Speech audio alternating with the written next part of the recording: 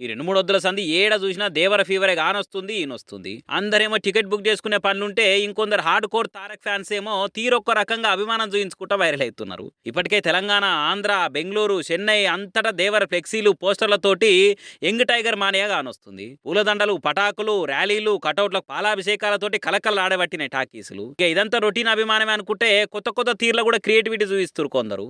మొన్న సముద్రంలో దేవర పోస్టర్లు కట్టి షార్క్లను తిప్పి ఇదెక్కడ మాసరా మామ అనిపించిన ముత్తర చూసినాం కదా. ఇక ఈడ చూడరు. ఇక దేవర సినిమాలో ఎన్టీఆర్ వాడే కత్తిని చూసి అచ్చం అట్లనే తయారు చేసి దాని మీద ఎన్టీఆర్ అని రాపిచ్చింది ఈయన. మరి ఆయనతో రేపు రిలీజ్ నాడు ఇదే కత్తి టాకీస్లకు పట్టుకపోయి ఎగురుతాడో ఏమో మరి. పుసుకున్న థియేటర్ కాడే వలన నచ్చలేదనో, సినిమా బాలేదనో రివ్యూ చెప్పాలంటే ఈ కత్తిని చూసి భయపడి బొమ్మ బ్లాక్ బస్టర్, తెలుగు వీరే లేవరా, 100 days ఆడుతుంది దేవరా అనుకుంటా చెప్పి వెనకకు మరి చూడకుంటా పోతాడు కావచ్చు. మరి దేనికి కూడా వాడేతందుకైతే వనికొచ్చేటట్టుగా ఆనొస్తలేదు. ఒక్క సినిమా కోసం ఎంత ఖర్చు పెట్టి చేయించుకున్నాడో ఏమో తెలియదు కానీ సోషల్ మీడియాలో అయితే మస్తుగా వైరల్ అవుతుంది. ఇక దాంతోని ఆవేశాన్ని ఆపగలం కానీ అభిమానాన్ని ఆపలేం కదా అని కూడా కామెంట్లు చేయబట్టి నీ ముచ్చరని చూసిన వాళ్ళు.